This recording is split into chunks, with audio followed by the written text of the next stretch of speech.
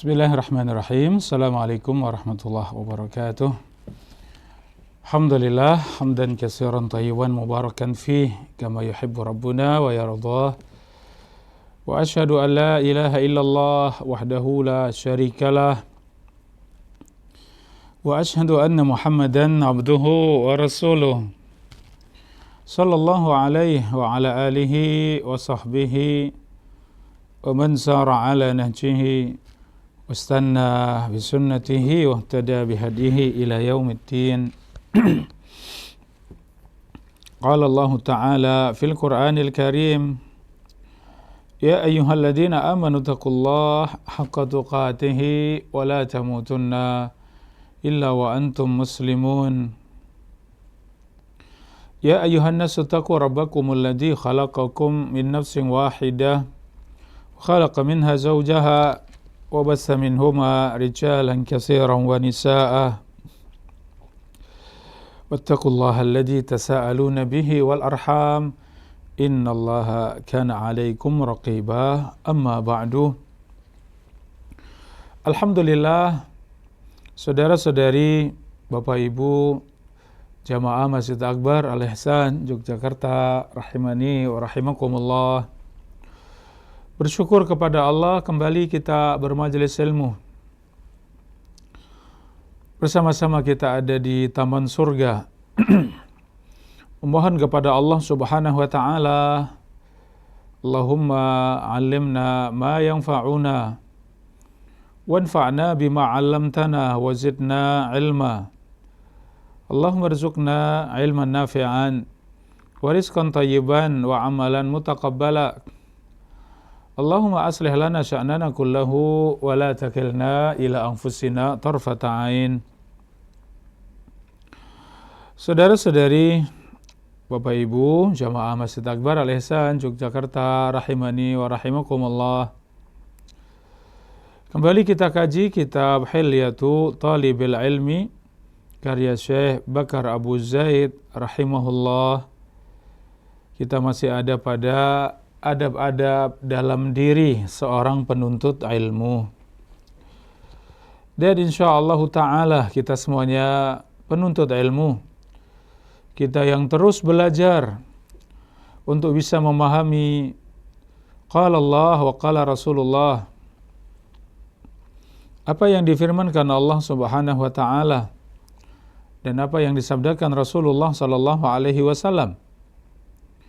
Yaitu kita pahami keduanya dengan benar sesuai dengan apa yang Rasulullah sallallahu alaihi wasallam ajarkan kepada kita. Demikian apa yang para sahabat amalkan dari apa yang mereka pelajari dari Rasulullah sallallahu alaihi wasallam. Saudara-saudari, Bapak Ibu rahimakumullah, di antara adab pada diri seorang penuntut ilmu yaitu adab agar berhati-hati dari sifat sombong. Khafdul janah, agar kita merendahkan sayap. Wa nabdul khuyala, dan meninggalkan sifat sombong. Wal kibriya, sifat angkuh, sifat membanggakan diri. Qala al-muallif rahimahullah tahalla bi'adabin nafs. Seorang penuntut ilmu hendaklah berhias diri dengan adab-adab dalam dirinya. Minal afafi wal hilmi was sabri,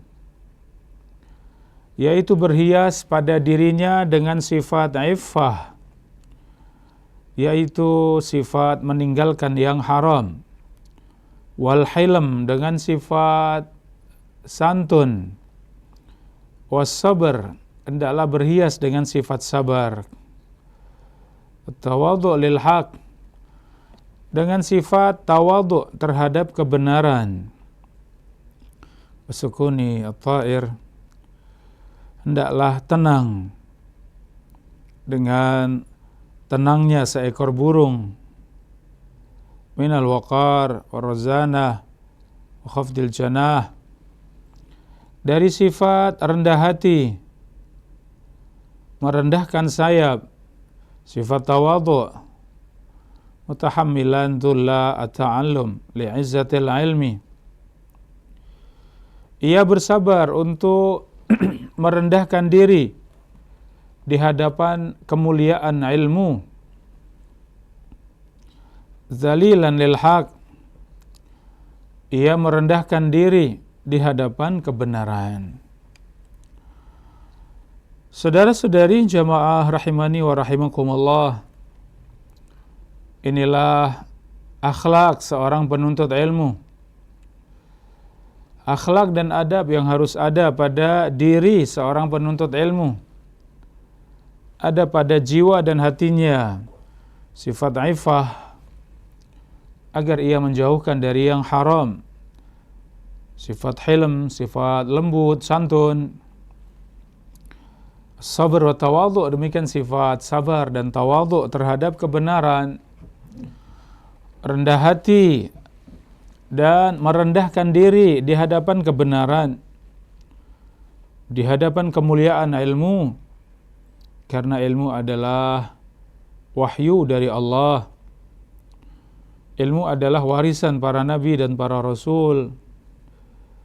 Dan dalam kehidupan kita tidak ada yang lebih mulia dari ilmu.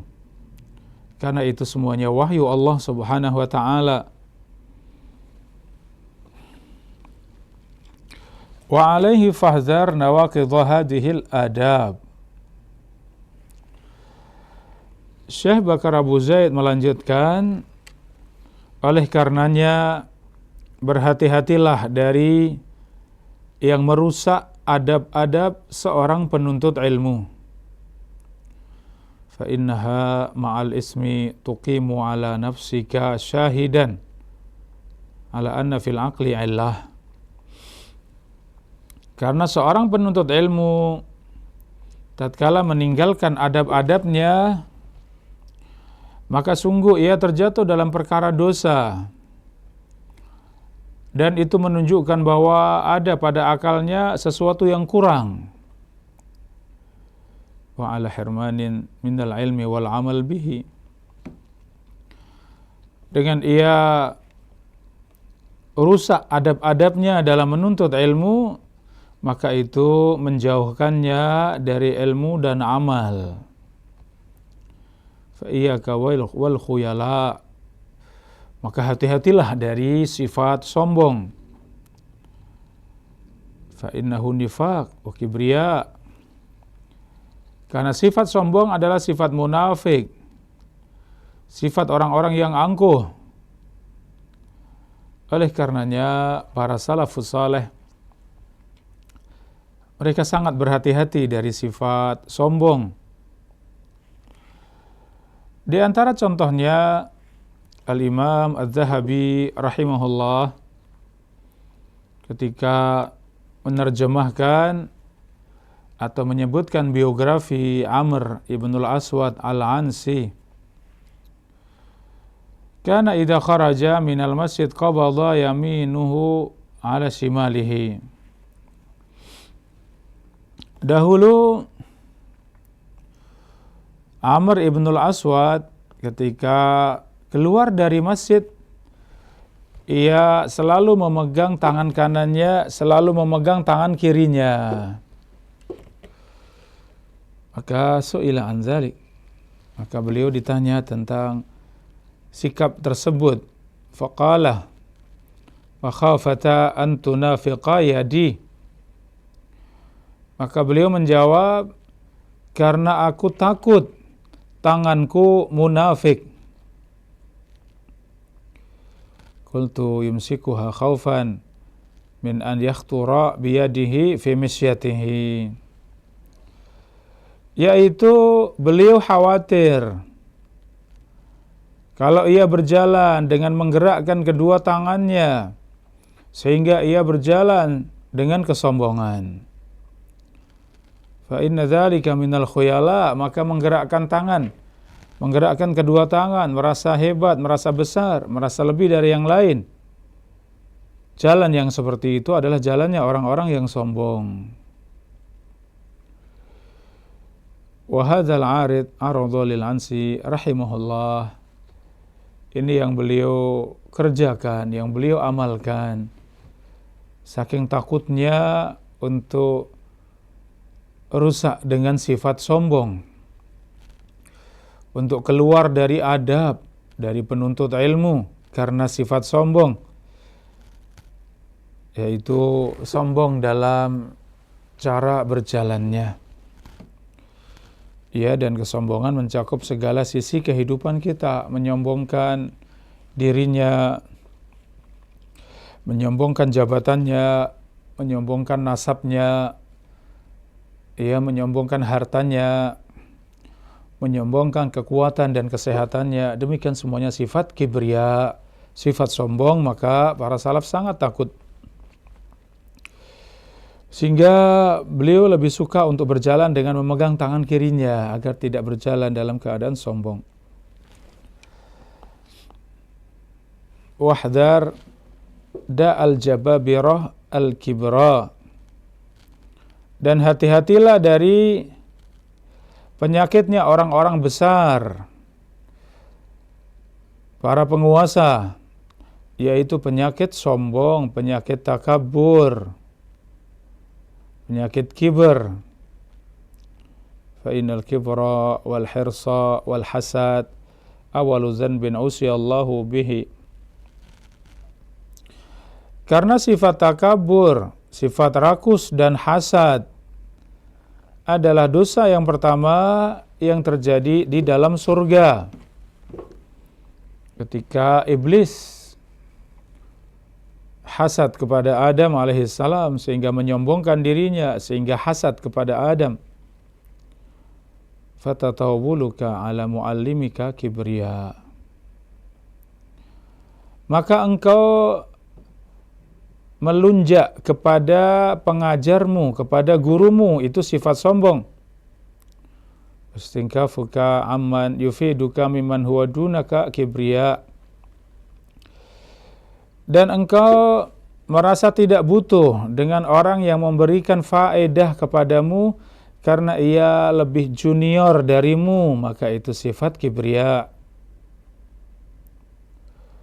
Wa taksiruka 'anil amal bil ilmi ham'atu kibrin wa unwanu hirman. Dan engkau tidak mengamalkan ilmu, maka itu sifat kesombongan.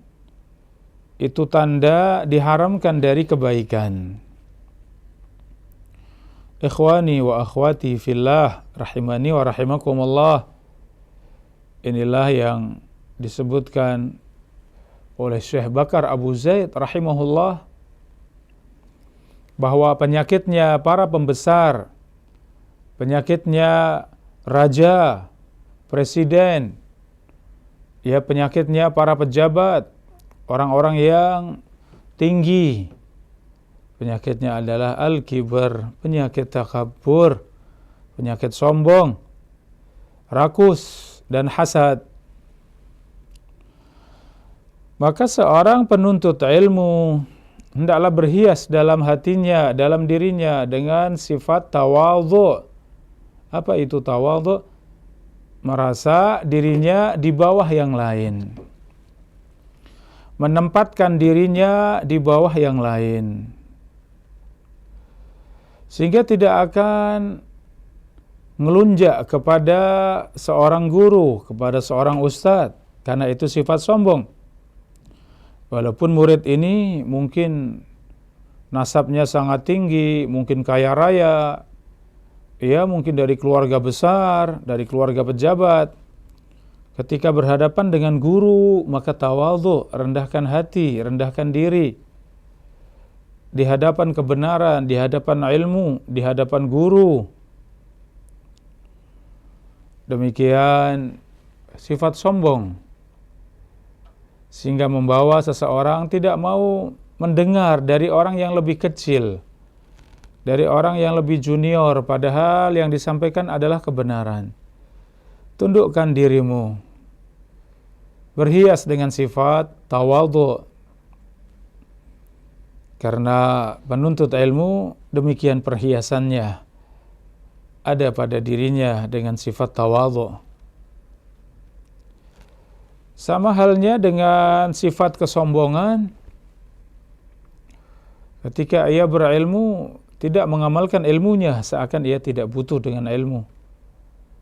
Di sisi yang lain, unwan hirman, itu tanda ia diharamkan dari ilmu, diharamkan dari kebaikan. Berarti apa di sini, saudara-saudari rahimani wa rahimakumullah, agar kita berilmu kemudian semangat untuk mengamalkan ilmu, walaupun cara mengamalkan ilmu dengan sedikit-sedikit. Khairul a'mal adwamuha wa in qalla. Sebaik-baik amalan yang dikerjakan terus-menerus walaupun sedikit. Enggak apa-apa sedikit, tapi pegang ilmu, amalkan ilmu. Belum bisa sholat malam, kerjakan sholat witirnya. Belum bisa banyak berpuasa, kerjakan puasa sebulan 3 kali, 2 kali, ataupun sekali. Belum bisa menghatamkan Al-Quran dalam sebulan, hatamkan dalam 2 bulan, 3 bulan. Ya, tapi ilmu yang kita pelajari pegang, amalkan. Kata para ulama, al-ilmu harbun lil fata al-muta'ali. Ilmu itu musuh atas pemuda yang sombong. Kasaili harbun lil makanil ali.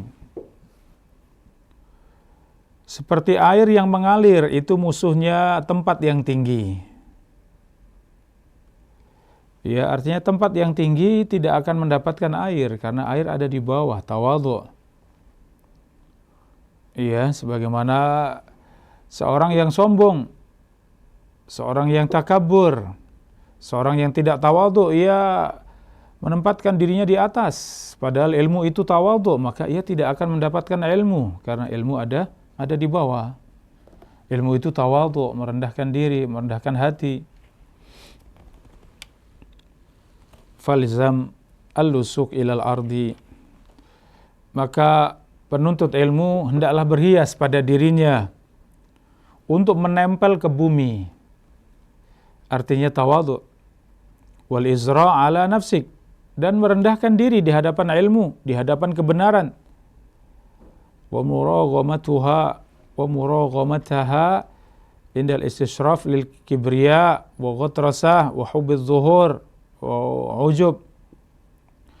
Dan segera sadarkan diri ketika jiwa itu ingin sombong, ingin tampak di hadapan manusia, ingin menonjol di hadapan teman-temannya, ingin sifat ujub dalam dirinya, maka segera muraghamah, segera selesaikan, segera nasihati diri, jangan sombong, jangan mengangkat diri di hadapan yang lain, jangan cinta untuk terkenal, tenar, karena itu merusak ilmu. Wa nahwi dzalika min afatil ilmi al-qatilah al-mudhibah li haibatih al-mutfi ahli nurih.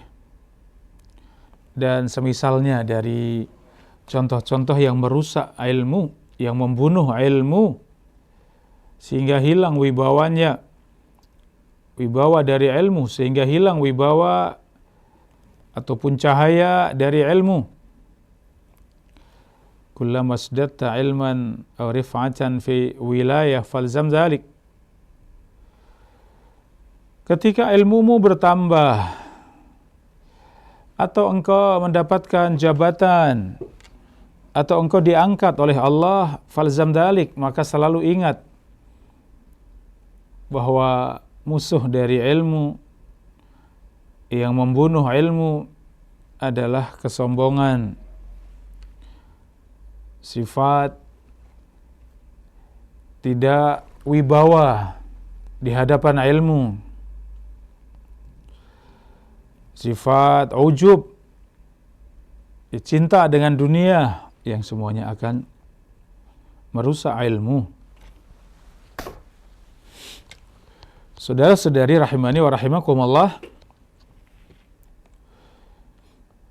Dari Abdullah, putranya Imam Ahmad bin Hanbal rahimahullah, dikisahkan oleh Bakar Al-Muzani rahimahullah, sami'tu insanan yuhaddithu an abi,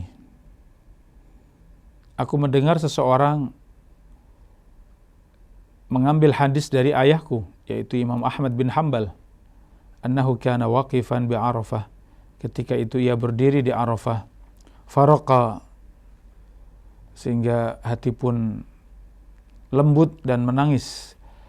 Faqala laula anni fihim laqultu qad ghufira lahum. Imam Ahmad mengatakan, seandainya aku tidak ada bersama dengan mereka, sungguh mereka semuanya akan diampuni Allah Subhanahu wa taala.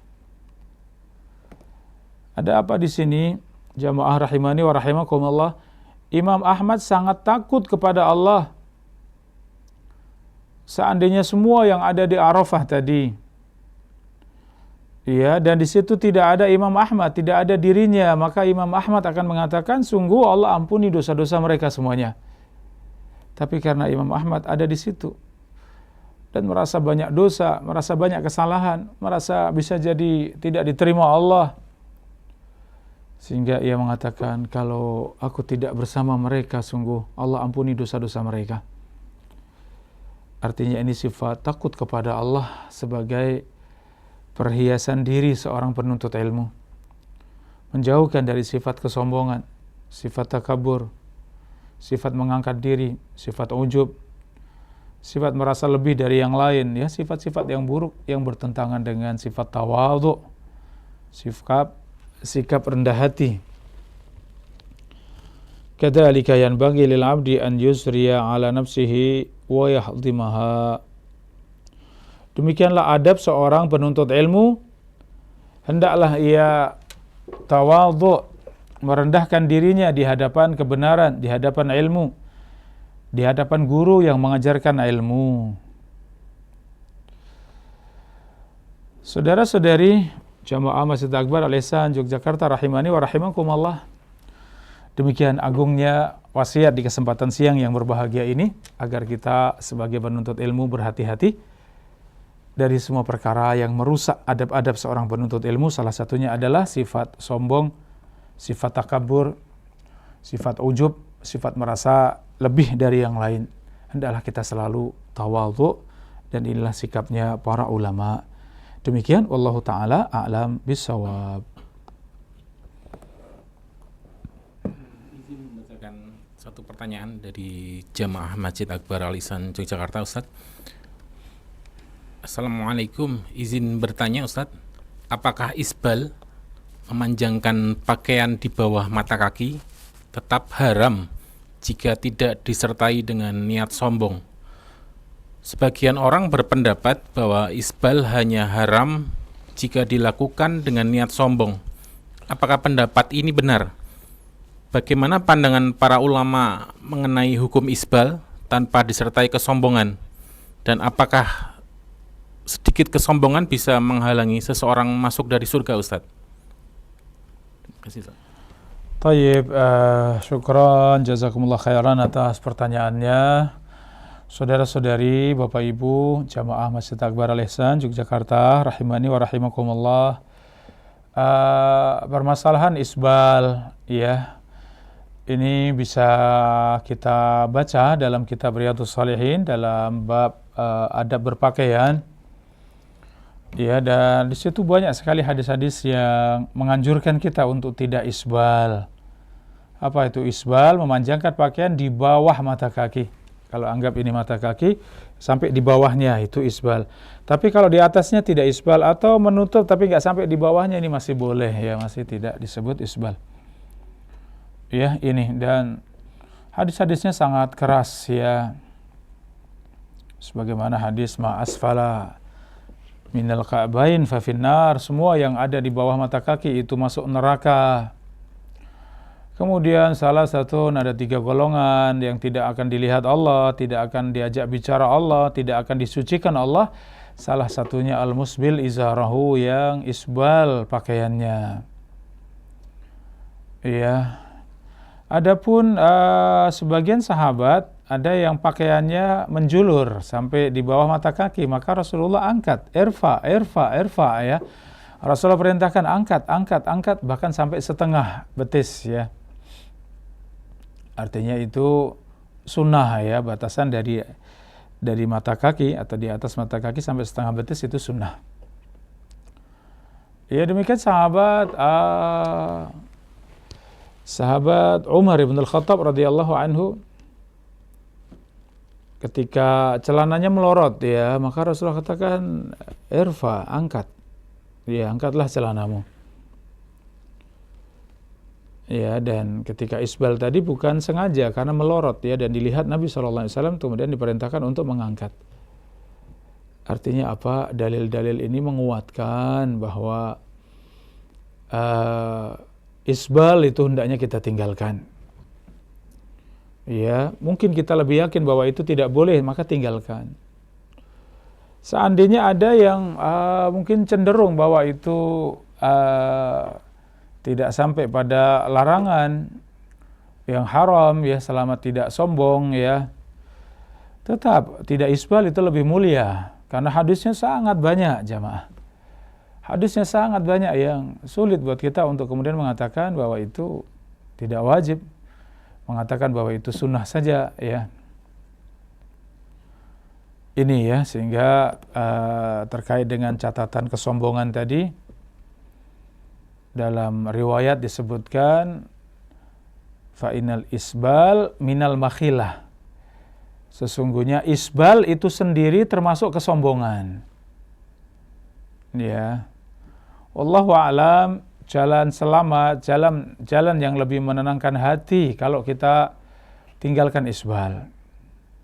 Ya, jangan sampai isbal. Dan alhamdulillah nyaman, gak ada pandangan buruk kalau tidak isbal ya, dan potongan celana kita itu bisa sampai pas ya di atas mata kaki. Itu tidak terlalu tinggi, gak kelihatan sekali kalau cingkrang ya. Ataupun kalau di bawah pas menutup mata kaki sedikit misalnya, itu masih tidak masalah, alhamdulillah ya. Artinya perbedaannya dengan yang isbal tidak jauh. Yang isbal biasanya celananya panjang sampai ke tekuk-tekuk ya, kadang sampai ke injak-injak lah, ini yang isbal ya. Adapun kita yang tahu sunnah, maka alaikum bisunnati wa sunnatil khulafa ar-rasyidin, peganglah sunnahku dan sunnah para sahabat. Demikian, wallahu taala a'lam bissawab. Taib, demikian jamaah rahimani wa rahimakumullah, kajian di kesempatan siang yang berbahagia ini, motivasi buat kita semuanya untuk semangat belajar ilmu. Karena ilmu menjaga kita, ilmu membimbing kita, ilmu mengajak kita untuk beramal saleh. Subhanallah, siapa yang tidak butuh untuk dibimbing, untuk dijaga, untuk diajak kepada kebaikan? Tidak lain adalah ilmu yang kita pelajari. Dan adab-adab seorang penuntut ilmu sangat penting untuk kita pelajari, kita amalkan, sehingga menjadi penuntut ilmu yang benar. Salah satunya sifat agar kita tidak sombong, agar kita rendah hati ya di hadapan ilmu, di hadapan kebenaran, di hadapan qala Allah wa qala Rasulullah sallallahu alaihi wasallam. Demikian, wallahu taala a'lam bissawab.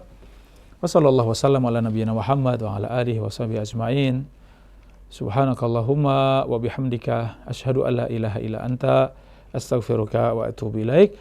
Ada kurang lebihnya mohon maaf. Assalamualaikum warahmatullahi wabarakatuh.